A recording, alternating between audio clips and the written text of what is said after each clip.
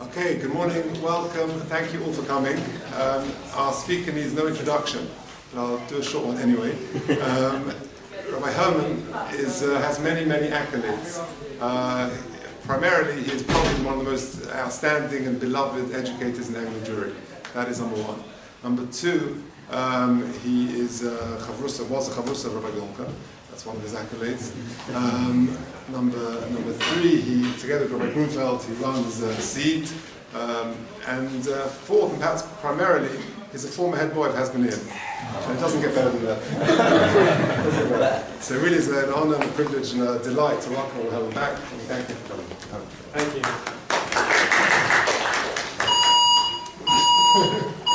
Thank you very much, Herman. Although whenever I come here, I always feel there's some maths homework I should have brought with me. Unfinished maths homework. Okay, so we've got an hour. And first of all, show of hands, because we can slant this in different ways. So I'd like to ask you two questions.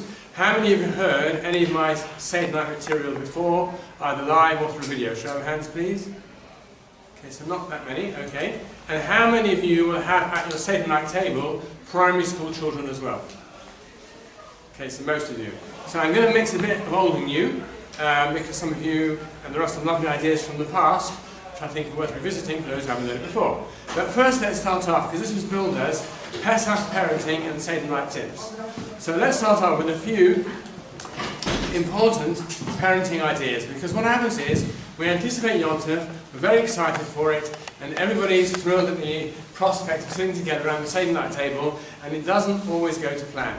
Correct? There's squabbles around the table, the kids don't always cooperate the way they want them to. At this point you're supposed to be nodding to reassure me it's not just in our house. And instead of inspiration, it can be quite frustrating. And then if you're lucky enough to have time off for Chol HaMoed, there's the agonizing question of where to go, and you've got different age groups. So sometimes, despite all the great excitement about Yom Tov, it can be, at best, an anticlimax. At worst, there's that moment when you put all the plates away, you go back to your office and you work, and God forbid you think to yourself, Baruch Hashem, we got through another one.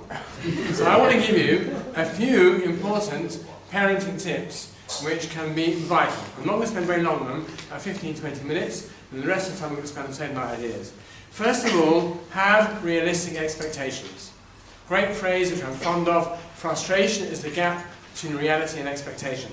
Have realistic expectations of your children and of the situation. In other words, in terms of the length of your Seder, or the style of material, or the type of guests, adjust your expectations sensibly. Even if you want to run a long Seder, if it's not suited, I believe very strongly that people have got to go away feeling that was wonderful, that was beautiful, you know, and I wouldn't have minded it a little bit longer. That's what I feel, because, man, I say, in our day and age, we're going to try and achieve. So you've got to tailor-make your material to those around your table.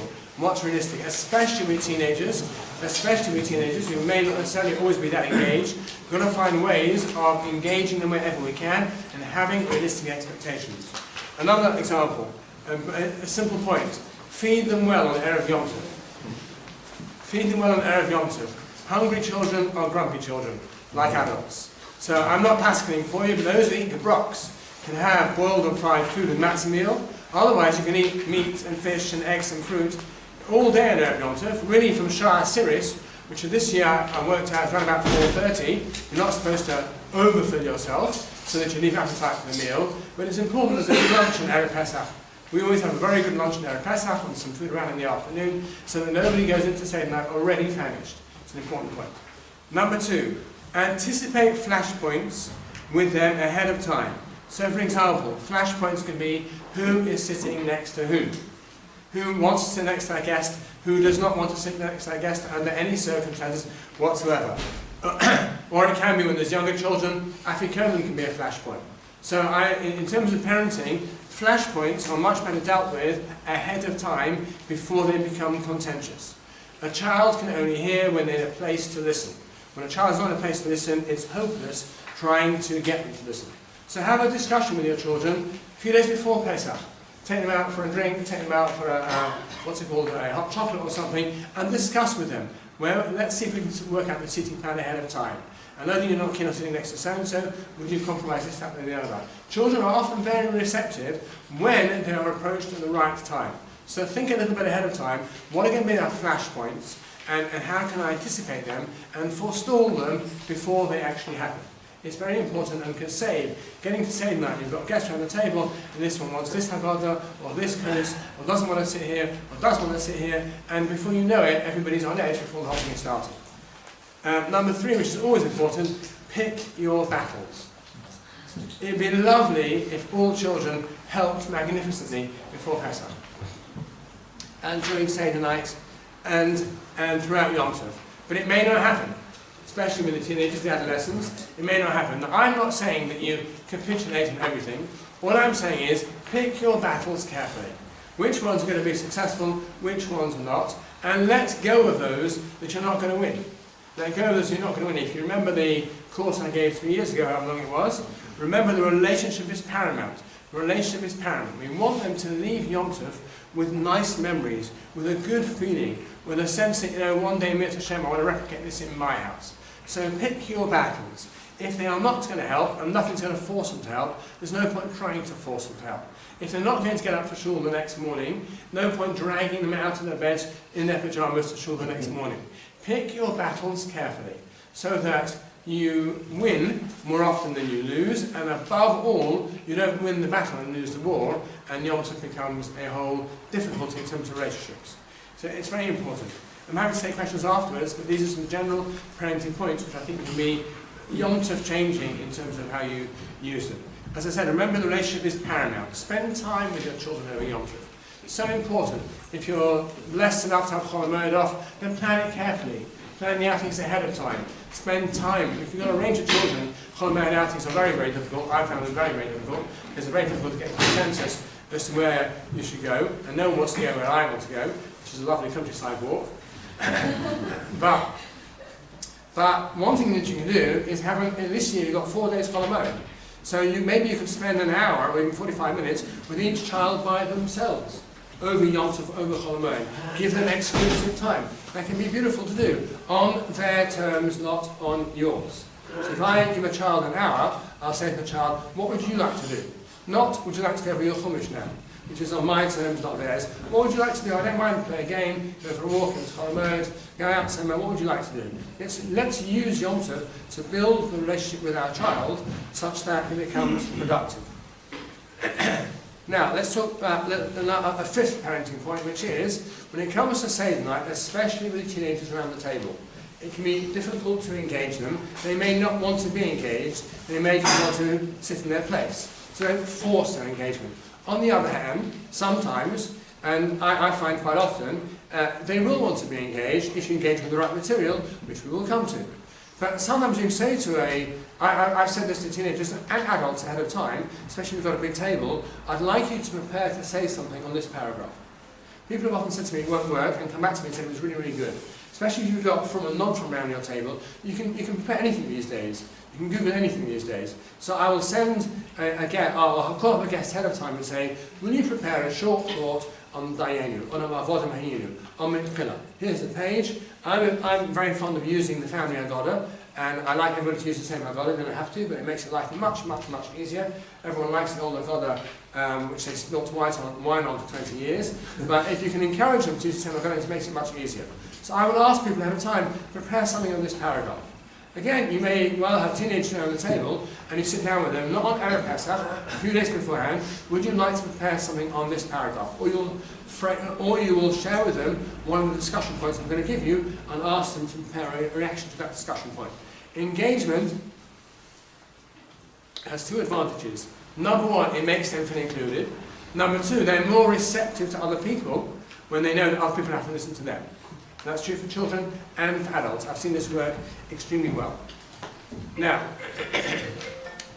again, often when you've got younger children, they come home with these notebooks full of material, and the whole of Seder night's been reversed. Instead of making Adatot Mincha by Yemahu, teach your parents teach a child, it becomes the child doing all the talking. So I have explained to the children over the years that actually it's my mitzvah. I want to hear the Divrei Torah, that's very nice, but it's my mitzvah. And we bargain, and they each have they can each say one Dvar Torah or two Divrei Torah, depending on how many guests we've got around the table, on each night. So we share it out, so that most of the engagement is led by me, and some of the interaction is led by them. It's very important. Otherwise what happens is they end up asking parents lots of questions that parents don't know the answer to, and the whole thing is reversed. And I say to them, there's plenty of time during the meal, or plenty of time during the other meals, you'd say your other Divrei Torah, and I'll sit down with them and look through their Pesach book, etc. But so that also needs planning ahead of time. A couple more parenting points before we move on to the Haggadah material. Yeah, interesting, as many of you will know, there's a mitzvah in halacha, brought in Hilchos Yom Tov, to buy gifts for your wife and for children, to make it Simchas Yom Tov for them. And it's brought in halacha.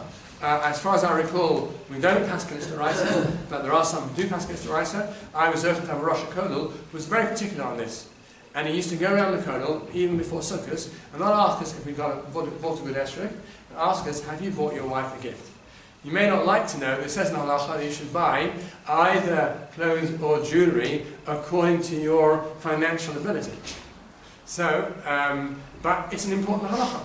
It's an important halacha, which I've been very mapped on over the years. As my girls have got older, and it's harder for me to choose for them something appropriate, so I'll give them something to spend and buy for Yom Tov. But again, ahead of time, I'll find something for my son, or I'll buy a game for all of them, buy something ahead of time for Yom Tov, again, another way of engaging them. Now here's something which may be a bit controversial, and everybody has to take this their own way. But in terms of shiurim for matzah, so again, sometimes you find the teenagers will really find it difficult to get through this shiurim of matzah. So I would say, if you have that situation around the table, talk to your Rabbi ahead of time and work out what are the shiurim that you have to give. Especially the second night, which is a Rabbi, I'm not passing for anybody, but work out what are the shiurim you have to give and do some calculations before Pesach. Because you're not allowed to impose your chumras on them. So I like to give my children enough but not more. Enough to be yotzim 100%, but not more, because they find it difficult to eat so much. And therefore, it becomes something that is not an enjoyable part of Pesach. On the contrary, it becomes difficult for them. So do your homework, and whatever matzahs we buy, I do my calculations beforehand, and work out in terms of the shapes of the matzahs, and the weight of the matzahs, what is critical. Now this may be too late, because you've probably invited lots of guests already, but actually think about your children when inviting guests. Is the company suitable for them, or will it all be adult conversation that they can't engage with? Is there company for them ahead of time? Have realistic expectations. If you've got during the Yom Tov meals company which is more for you than for them, then obviously let them leave the table at times and come back at other times. Have realistic expectations. Don't expect your children to do things that are actually beyond them. And finally, Seder night requires preparation. Just like the food wouldn't happen by itself, a good Seder night requires preparation. And it requires, I hope today to give you the advantage of some preparation I've done. And on the Seed website, there are 2 other shiurim I've given in the past. I'm hopefully giving you new material, but there'll be a little bit of overlap. Seder night, a good Seder night requires preparation. I would say it takes me several hours. I started 2 weeks ago looking for nice ideas to share with the children for Seder night. It requires preparation for successful Seder night. Okay, let's move on to some Seder night ideas. Seder night has always been interactive, and we have to adjust for our generation. The goal of Seder night the goal of these ideas is to enhance your Seder, not to replace it. Maybe different views on this. My view is the Seder night is not a Purim Seder. And there's a certain dignity in Seder night, and a majesty in Seder night, which I certainly remember from my youth, and therefore we're going to try and enhance that. So I am going to suggest some interactive ideas and some use of props, but I think if it's done well, it doesn't become a Purim Seder, it's a Seder night which is very, very engaging. A couple of years ago, the JFT, Jewish Futures Trust, brought out a beautiful pack of cards. Some of you may have seen it, I'm sure you can get hold of it, which had some very lovely interactive ideas for Seder night, and that's something to look out for. Interesting question which we came across a couple of years ago. My father always used to sit at the head of the table. That's very sad. My father-in-law as well, running a kettle regally at the head of the table. But if you've got 20 plus guests, there's no way that you can engage those if they're at the table. So I broke with tradition, and I now sit in the middle of the table, right along the side of the table, so that basically I'm in the middle and I can engage with everybody around the table. Okay, so I'm going to give you a kind of formula for what I think is, it's only a guideline, so you'll adjust it, what makes a good Seder night. and then I'm going to give you the material for that formula. So the main thing we're looking for is interaction. Interaction at all ages. Rather than a monologue, which is what I'm giving now, and divrei Torah that you are monologuing, whatever the verb is, we're looking for points where they can interact. Short, sharp, quick points where they can interact. So I'm going to suggest that a good Seder night needs at least one, especially if you've got younger children, interactive activity, possibly two. It needs a couple of really good stories, and it needs probably about 4 or 5 good interactive points with, divrei Torah to follow. So it needs 1 or 2 interactive moments, activities. It needs a couple of very good stories, and it needs, as I say, probably 4 or 5 discussion points where people can engage, and you've thought about it ahead of time. So I'm hoping to give you today at least 6 or 8 discussion points. If we get through it, at least 4 good stories, and some activities. Let's start off with some activities. Apologies to those who have seen it before, but most of you haven't, it seems, which is a very interesting way to start off the Seder night, which is the maths. This is an interactive activity. How many Seder night tables is it between us and Yetzias Mitzrayim? So Yetzias Mitzrayim was roughly 3,300 years ago. What? 331. Okay, well that's too complicated for me. 3,300 years ago, we'll go for that if you don't mind. That's my last offer. So how many Seder night tables was that? How many generations? Let's say a generation is 25 years, more or less, give or take. 3,300 divided by 25 is 132. Math's actually quite easy. Divided by 100 and then by 50 by 25 is 132. So let's say if the generation gap is 25 years, there's only 132 tables between me and Yetzias Mitzrayim. But now go around your table and work out what the generation gap is. Who's the youngest, who's the oldest? Little child of 7, granny's 85. So there's a much bigger gap. In which case, there are many less Seder night tables connecting us to Mitzrayim. Let's say the generation gap around the Seder night table is not 132, but half of that, 66. Only 66 tables between us and Yetzias Mitzrayim. Which doesn't seem that long. Okay, it's a pretty big chasna. 66 tables is what it takes between us and Yetzias Mitzrayim. So that's a very nice interactive idea. And many years ago, on Pesach, I had the idea of trying to make it a little more graphic. So I made, basically, a version of this. Have you seen this before? Okay, a number of you have. Basically, I made these dolls, which have 132 dolls. And I took it out, and the first one over here is my great-great-grandfather who came out in Mitzrayim. And we passed this round the table. All the way around the table. And the last 4 pictures over here are pictures of my children. Went all around the table. Beautiful idea. Now, as they have got older, what I have done is develop the idea. And worked out more or less who's holding which stage of Jewish history. So I say, right, count 15 in. You're holding the period of David HaMelech. You're holding the period of Shlomo HaMelech. Where you're holding is a period of Churban Bayis Rishon. Where you're holding is Churban Bayis Sheni. I might elaborate on the character. You're holding where Hillel and Shammai lived. So they can literally see the chain all the way through. Beautiful idea, very powerful way of starting off the Seder night. And that's what Seder night is all about. You pass it down from generation to generation, and you are the next link in this vital chain. So you can buy these packs, I think from Hobbycraft. They come in packs of 6, basically, but you have to stick them together. So it takes a bit of time. One trick with sticking them together, you've got to stick them not overlapping, otherwise you can't bend them. Right? So just you stick them together, the packs together. It's worth doing. My wife has made a lovely box that goes with it, which one of the letters has fallen off. It used to say Midar Ladar, from generation to generation. So that's one idea which some of you would have heard before. I'm going to show one more that you've heard before, those who've heard me before, but it's a very important one. And this is a great story which you can elaborate on. When I give the story today, I'm going to give the kernel of the story. You can build the story. You can build a story. The story is told of children who come to visit grandparents or great uncles and aunts, and they come and visit every so often, and in the middle of the table there is always a box. And they say to their grandfather, let's say, "Grandpa, what's in the box?" And Grandpa takes off his glasses, rubs his eyes and says, "In the box is the future, is a secret of the future of our family." And it is very, very strange. What does that mean, Grandpa? And Grandpa says, "We think you know what it means. Write on a piece of paper, give it to me, and you'll give you a prize." So one day, when I tell the story, I pick names and I think ages of children around the table. Sarah was 7, oh you're 7. And Shlomi was 5, oh that's so funny, you're also 5. Tell the story. One day Shlomi comes in, thinks he knows what's in the box, writes on a piece of paper, Grandpa looks at a piece of paper, sorry, in the box is the future of our family. This becomes the mantra of the story. Sarah comes in one day, and the box is the future of our family. One day they come in, and the box is surrounded by chocolates. And they say to Grandpa, what's happening today? And Grandpa says, you remember this box, the secret of the future of our family? Today I'm going to open the box.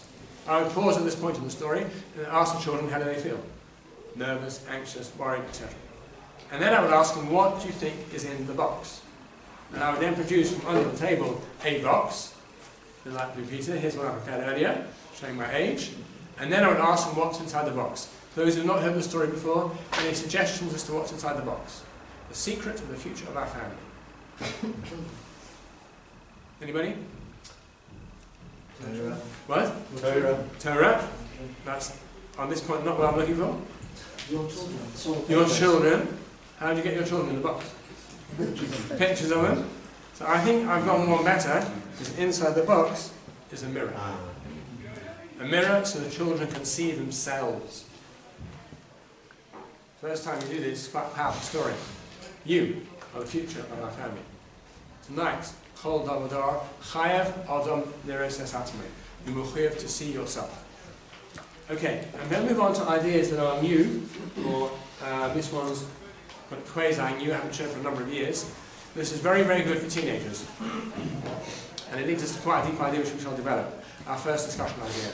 This is a piece of paper which has on it various different logos. Swastika, Mercedes, London Underground. And pass it around the table, make copies. Then we can upload onto the Haslam website afterwards. And ask everybody around the table in pairs to identify the logos and what emotions they conjure up. What emotions they conjure up. And then there's one particular logo on here which is a fake logo, it's not a real logo. So no one will really be able to know what it means. And then we have a discussion, that's interesting. So what is a logo? What is a logo? We live in such a symbol-driven world, we think logos themselves have meaning. Logos don't have meaning. Logos are a link between us and another piece of education. So let's take a bizarre example. You took a swastika and you gave it to a 3-year-old to colour in. They have no understanding what it meant at all. I don't recommend you put it in your window. But they have known, because we've been educated to know what it means. So it's fascinating to think that a logo only triggers meaning if you understand the background to it. The logo is a switch that allows you then, that's what it means. So that's a good introduction to Seder night, because you then pick up the matzah and say, what does this symbolise? What does matzah symbolise? This is my first discussion point. This is an example of a discussion point where everyone can get involved. What does matzah symbolise? Some will say freedom, and some will say slavery. Because at the beginning of the Seder, matzah represents slavery, halach ma'anya. The end of the Seder, matzah represents freedom. So, again, especially if you've got more of an adult audience, you can ask a really good question. Why do we have the same symbol for freedom and slavery? Are we short of symbols for slavery? You can even ask them, if you had to choose a food that symbolized slavery, what would it be? Smoked salmon bagel, some sushi, plenty of foods could symbolize freedom. What would it be? So why did Hashem not give us a new symbol for freedom? It's a really good question. Now I could do a whole chair just on this topic, because our Hirsch deals with it at length, but there's a quite profound idea here, probably, which is as follows. If the symbol is the same, but it means something different, it must mean the context has changed, but we wanted to retain something from what it previously meant into what it means now. Must mean the context has changed. But Hashem wanted us to retain some aspect of the original meaning of matzah and take it with us into our period of freedom. Example, I have inherited at home a fountain pen that belonged to my father. It's probably about 100 years old, and as children, we were hardly ever allowed to use it. It was a massive treat. It's one of those that literally got a squirty thing, and which was a massive treat to use this fountain pen. And it was a big treat. Now when I use this fountain pen, as I do occasionally, it's the same symbol, but the whole context has changed. It's a bit poignant, it's a bit nostalgic, but it's still a connection with my father. So what is it that Hashem wanted to retain from slavery into freedom? So to really cut Rav Hirsch very short, it's as follows, a very fundamental idea. What does freedom mean on Seder night? Is it freedom to do whatever we want to do, or the opportunity to do what we have to do? In the world around us, freedom is often equated to freedom to do what you want to do. Laissez-faire, do what you want, just do it. But on Pesach, it's not freedom to do whatever you want to do, it's the opportunity to do what you have to do. So what we retained from matzah is that when we were slaves, we were responsible to another master. Hashem did not want us to lose that. We came out of Mitzrayim still holding the matzah with that sense of, now I'm also responsible to another master. Just this time the master is Hashem, who will allow me to realize the purpose of my life. So the reason why matzah is the same symbol, because Hashem didn't want us to lose that thread of responsibility. If I remember correctly, he calls matzah the bread of responsibility. And that's why I often used to tease my wonderful mother, say one of the hidden miracles in the Haggadah is that we were enslaved for 210 years. Sorry, we were in Egypt for 210 years. We were enslaved for 80. Comes the night in Mitzrayim, ready to go out. There's a knock on the door as the mums or dads are making sandwiches. Sorry, no time to make sandwiches, you've got to go. Not one parent turned around to Moshe and said, listen, we've been here for 210 years. Another 15 minutes to make smoked salmon bagel isn't going to do any harm. Why did Hashem insist they had to come out holding matzah? Insist. Because you had to understand this wasn't freedom to do what you wanted to do. You were swapping one master for another. This master would give you an mazer, an mavar, everything with it. So it's quite a good discussion point, which is all led from the activity, and there's 2 points of discussion. What does matzah symbolize, and why is that same symbol used? I'm not going to give you that's a little bit of a longer discussion point, some shorter discussion. I'm sorry, one more game, which I thought of last year. I'm sorry, it's very primitive, haven't yet had a chance to make it more sophisticated. This again occurred to me last year. I'm one of those people that my imagination tends to fire up as close as possible to the deadline. It's just the way it works. It sort of makes life a bit pressurized sometimes, but what can I do? So very shortly before Pesach last year, this game occurred to me. It has quite a deep game. It's called Chometz Past the Parcel. And basically, we have over here cards which say on it Chometz, and I start singing. When the music stops, you unwrap. And remember that Chometz represents the inflated personality. The inflated personality. All of those midas that build us up artificially. So the back of each piece of paper is a midah. This one is jealousy. And I ask the person who has it to talk a little bit about this midah and why it can be damaging. And then it goes all the way through. You've got anger, and you've got greed. It becomes a little more subtle because you've got arrogance. As we get a little bit deeper, you have to look a little bit harder for where the midah is. Especially made it smaller, because as we get deeper into ourselves, it takes more work to understand what is the midah. This is lack of emunah. The next one is lack of self-esteem. And the final piece of the card, is matzah, which is the real you. The real you. So we actually did this last year around our own Seder night table. It was very successful. With all ages, that was quite fun, but it's a very deep point over here. On Pesach, we're supposed to get rid of all those midas rods and understand that within us there's a deeper person that is free from all those midas rods and that can engage with Hashem on Seder night. Okay, I'm going to go through short, quick discussion points in quite quick succession, hopefully in sequence in the Haggadah. And I'm going to give all page references up to this Haggadah, which is the family Haggadah, easy to get hold of. So the first one is a good discussion point about Aminu. This is an open-ended discussion point. We know that in Mitzrayim, Paro insisted that we did jobs that were counterintuitive. He gave us jobs that were hard for us to do. Didn't use our skill set naturally, wanted us to work against the grain. So first of all we could discuss, why did he do that? It was psychologically damaging. Because at least if you're a slave, you take a step back and you see you've done a day's work, there's some sense of satisfaction. He wanted us to work against the grain. And what is a good discussion, and it's good for all ages, everybody around the table would have to say, what do they hate doing? And if you were there, what would Paro give you to do? So in the smallest and youngest child, you'd say, I hate tidying up. And then, by the way, of course, in the Seder night, as the leader of the Seder, you've got to dramatize it. you hate tidying up, do you know what would have happened?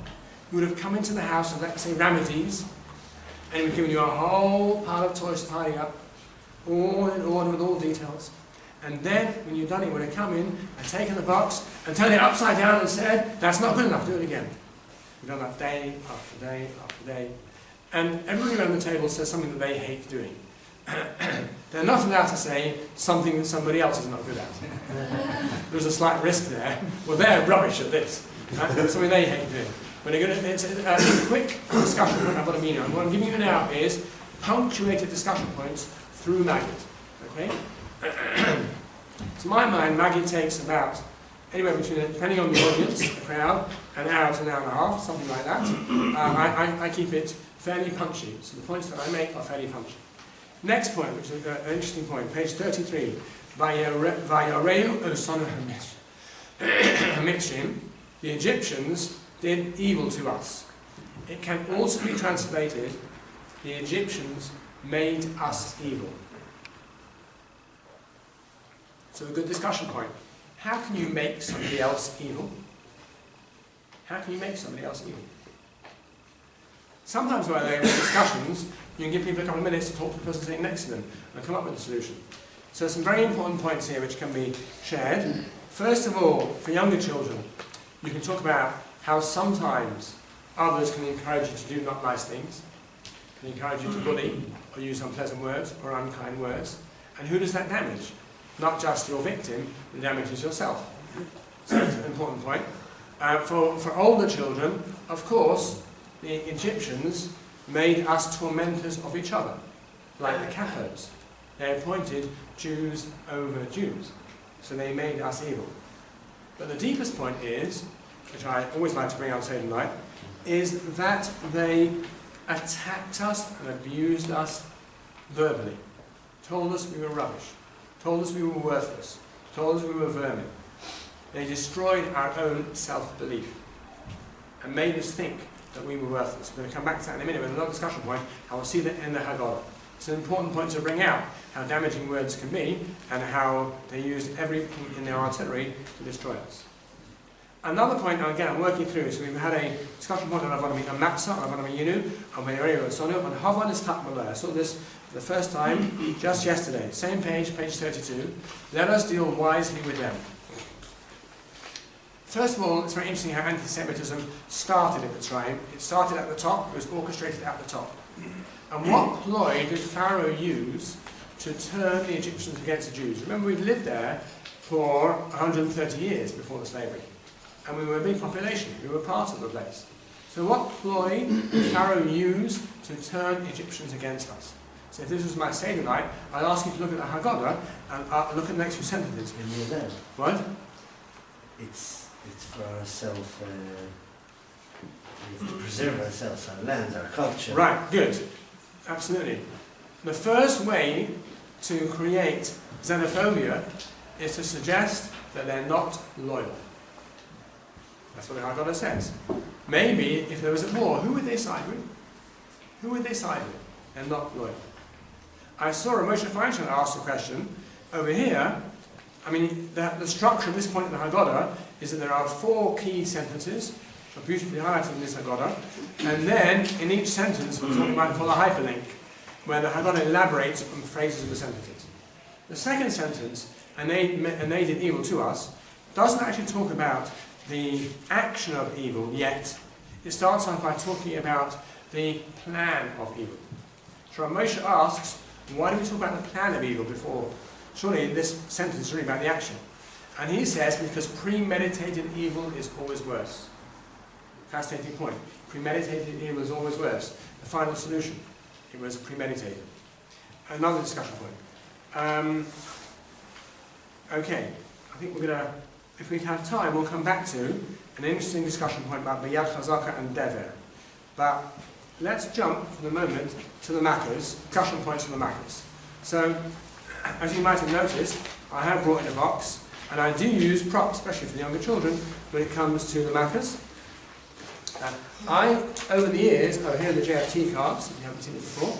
Over the years, what I've tried to do is collect props that are realistic. So when we talk about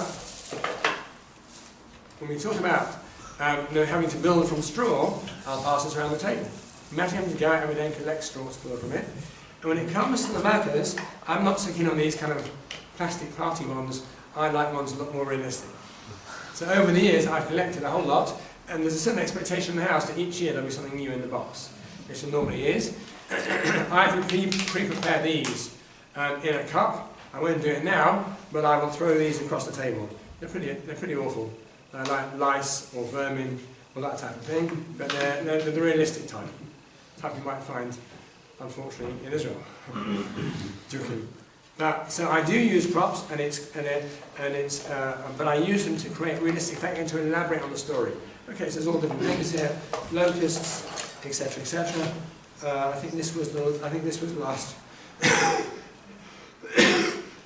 year's Fiddish, and on the Maccas, we'll spend about 10 minutes on the Maccas, possibly sometimes a little more, depending on how we're doing.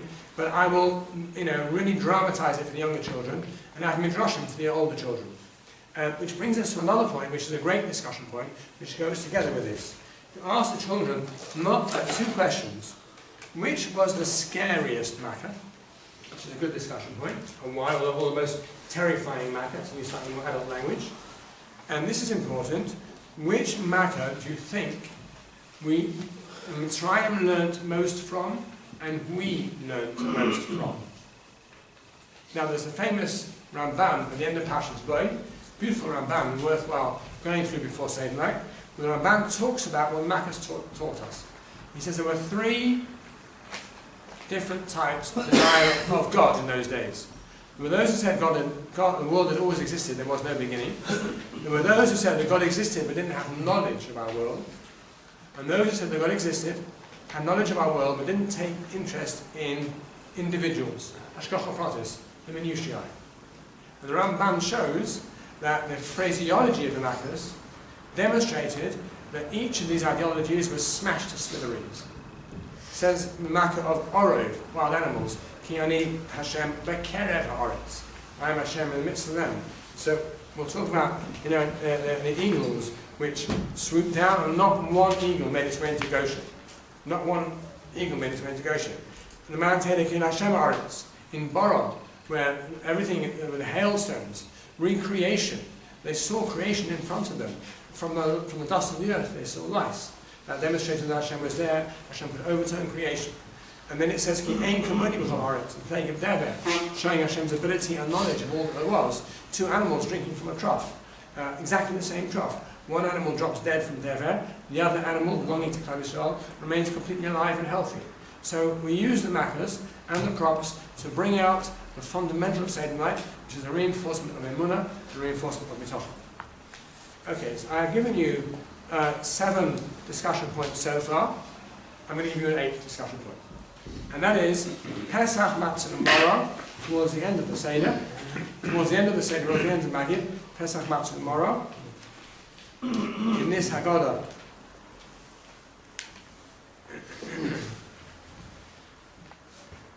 page 42. And the question here is, why this sequence now? We're at the end of the Haggadah, Pesach, Matzah, and Morah. Why this sequence now? Surely Morah should come first, and then Pesach, and then Matzah. Great question, right? Morah should come first. So, there's many different levels of answer to this question. One level of answer is that we were supposed to learn 2 things from coming out of Mitzrayim. Ani Hashem asher tisicha, emunah, but also to remember that we were slaves. We were supposed to learn empathy for others. Empathy for others. So when we come out of Mitzrayim, we're not supposed to forget the fact that we suffer. We're supposed to take that with us so that we can empathize with others who suffer. A slightly more profound concept might be that a person goes through suffering, even if they move beyond the suffering has changed them. Suffering has changed them. It will always affect part of their personalities. So, again, discussion points. What I'm going to do now is give you, I promised you some interaction, some discussion points, and you'll plan how you'll use them, split them, different Seder nights. Now I'm going to give you some stories.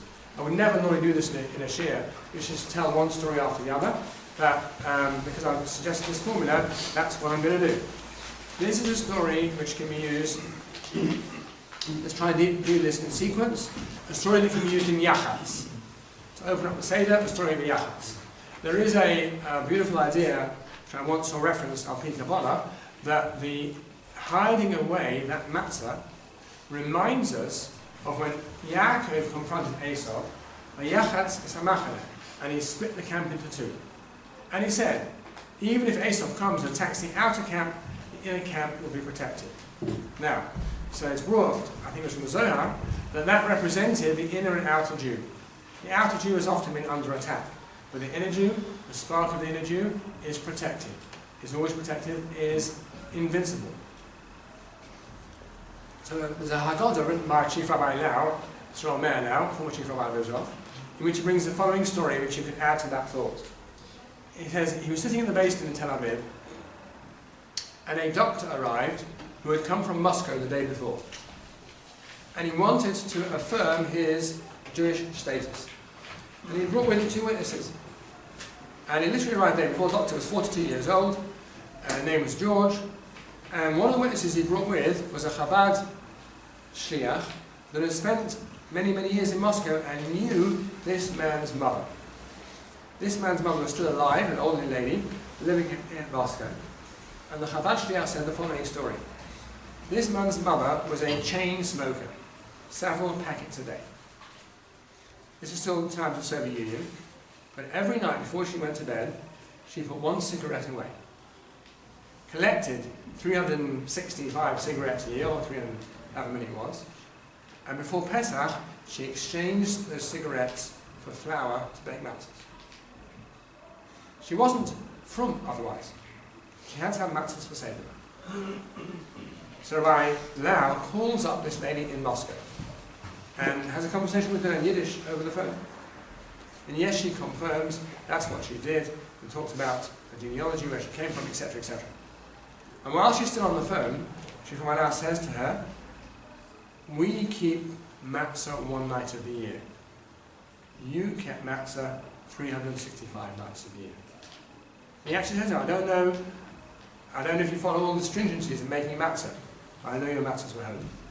And he turns around to the applicant, processing the application while his mother's still on the phone, and says, welcome, Achi, my brother, to Israel. From now on, you're no longer going to be called George, you're going to be called Gershon. And the mother on the phone, you can hear the tears, she says, that was the name my late husband gave him 42 years ago at Lewis. Beautiful story. Yachatz. Hidden Yid, that spark that is absolutely indestructible. Love the story. In Harry Zemeshulach, again in Avodah Meyinu, where we say, this is a story which it might be quite useful to tell teenagers around the table, as you will hear. This is a story which I saw in a booklet written by Benji Goldberg, who lives in Edgware, often produces beautiful Torah booklets, in one of his booklets. It's a fictitious story, but the essence of the story is as follows. I'll give you the kernel, again you can build it up. Post-war, there's a young man who's, 10, 11 years old, maybe a little bit older, completely stranded, lost all of his family. And an uncle in America takes him in as though he is his own.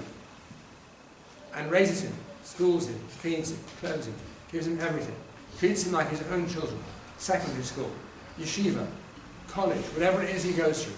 Everything the uncle provides without any differentiation between him and his own sons. One day, comes to a shidduch, finds him a nice colour, a wedding, and he makes sure the wedding is nice, and in the wedding he's dancing with his uncle in the middle. And he whispers to his uncle in his ear, Uncle, I can't thank you enough. And the uncle stops the dancing for a second and says to him, is that all you have to say to me? For the last 15 years of care?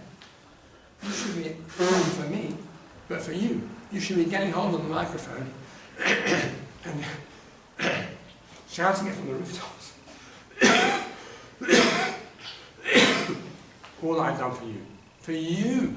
You should be getting hold of the microphone and shouting it from the rooftops. My uncle fed me, clothed me, etc.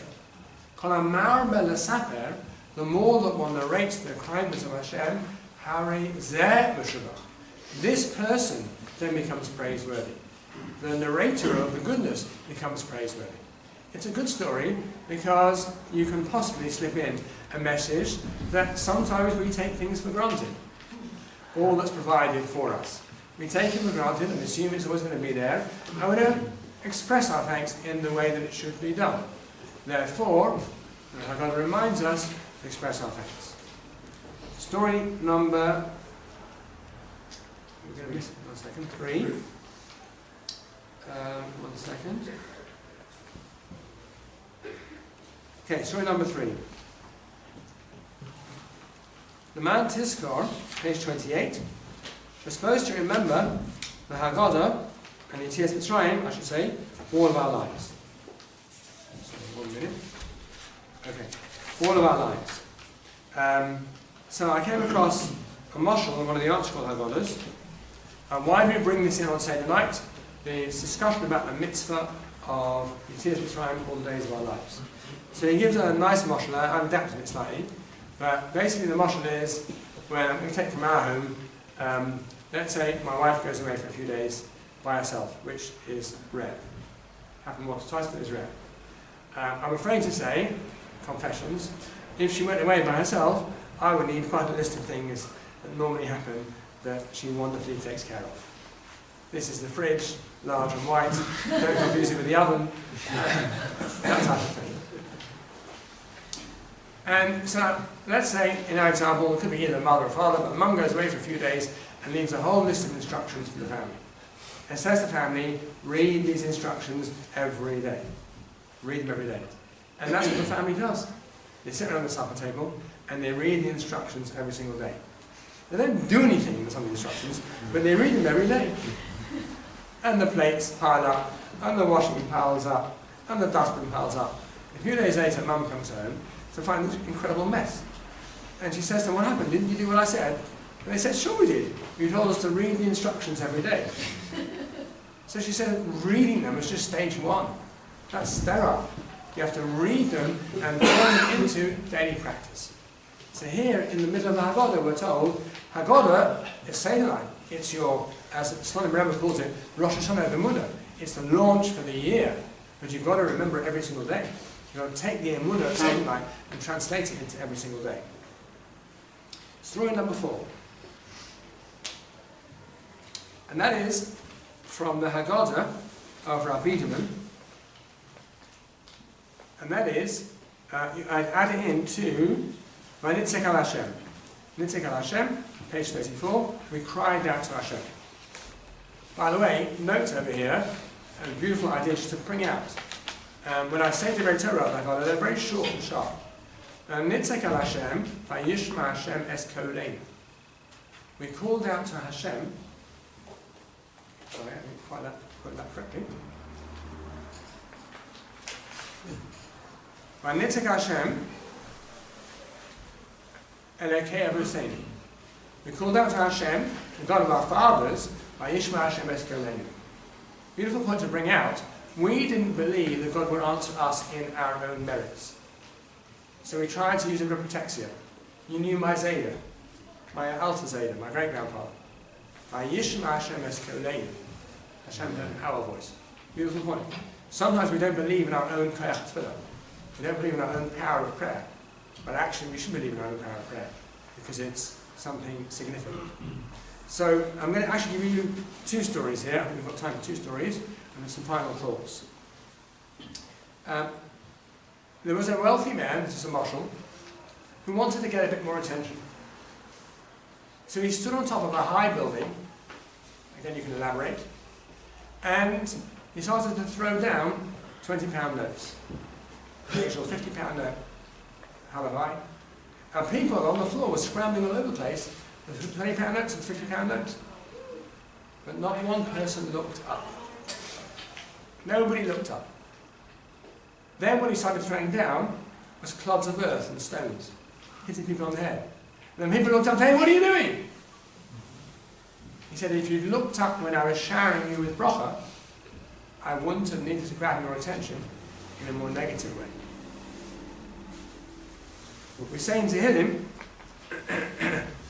Number Dalet, Korov Hashem Nishbarei Leiv. Hashem is close to those who are broken-hearted. Vayishma Hashem Eskalenu. Hashem heard our voice.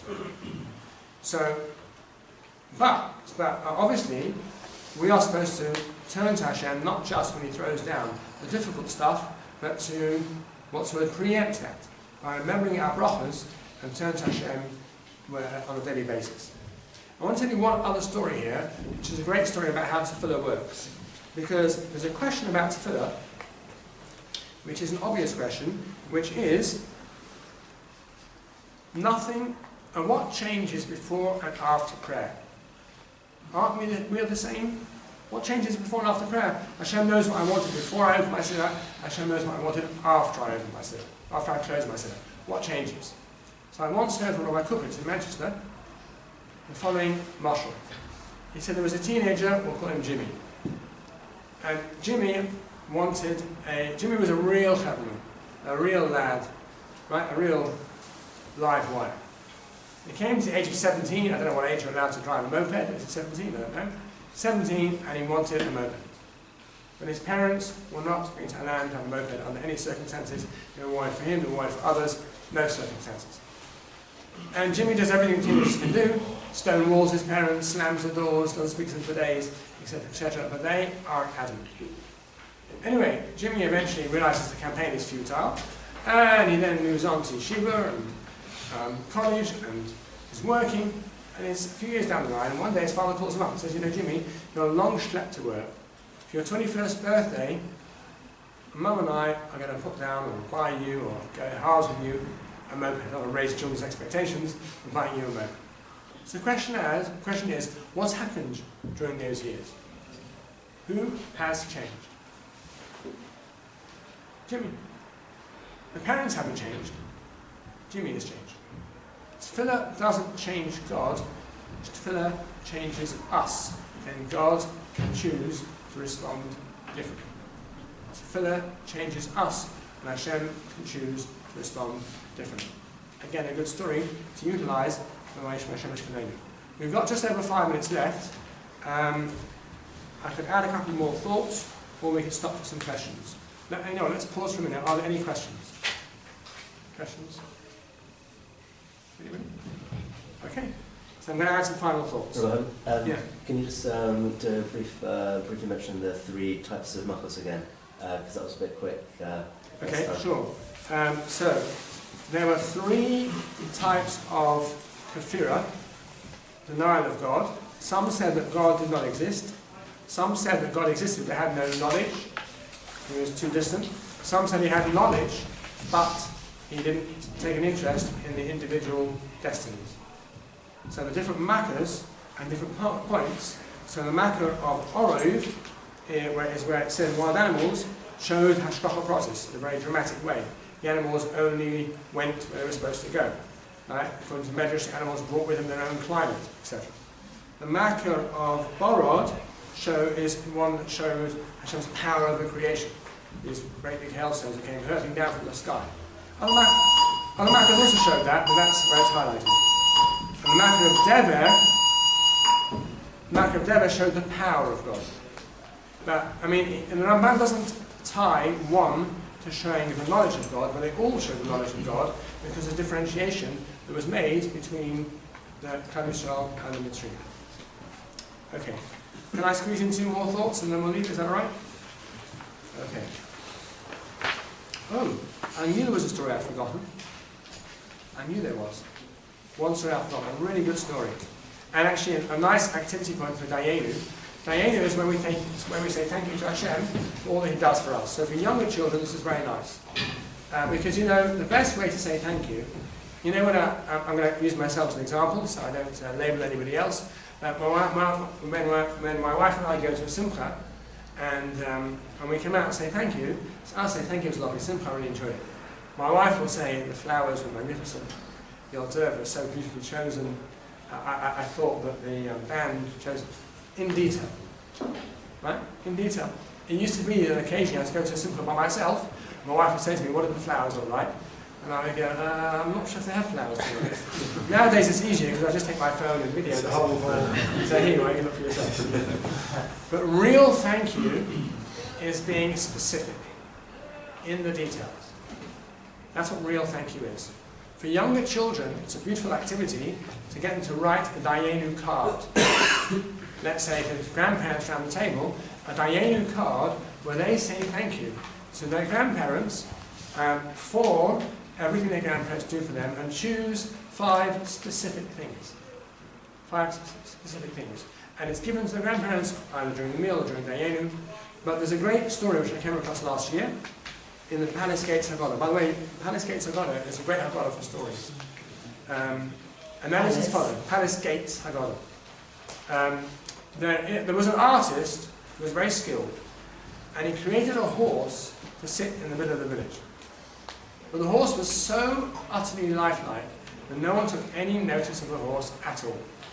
And they walked past it. So he consulted a friend, and his friend said to him, you know what you need to do? Cut the horse in half and have the 2 halves disjointed. And everybody will notice how skillful you are. That's what Hashem did with Yitzhak Mitzrayim Kriyas Yamsuf. So often we take life's brachos for granted. We walk past the blossoms, we walk past beautiful things, and we take no notice. And it takes the extraordinary to refocus our minds on the bracha of the ordinary. And again, it's a nice discussion point. You can have a discussion point. What ordinary thing ought we to take notice of?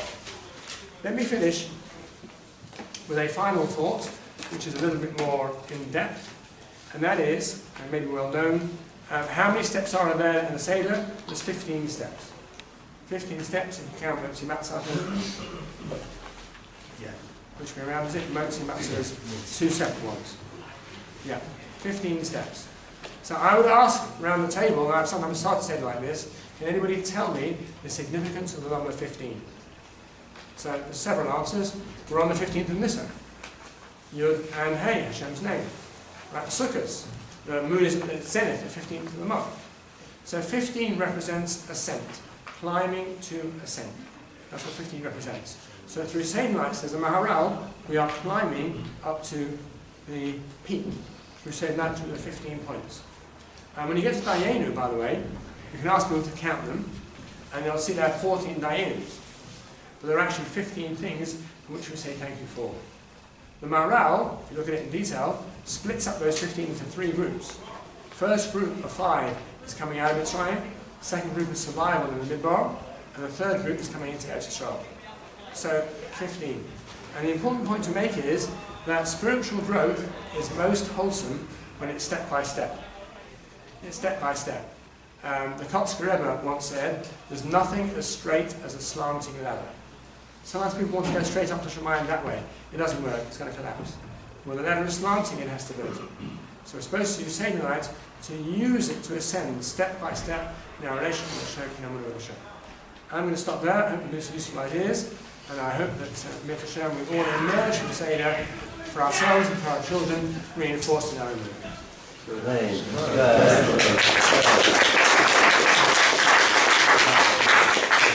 Thank you. Just to leave me to thank my Herman, outstanding as ever, fantastic material, food for thought. Do you want to take any questions? Are there any questions? Are there any notes downloaded of your talk? I'm afraid I could give you some notes on some of the discussion points. I haven't got a comprehensive set of notes at all. Well, hopefully a video will be sent if you want to miss something broader. Okay, thank you, everyone. Thank you very much.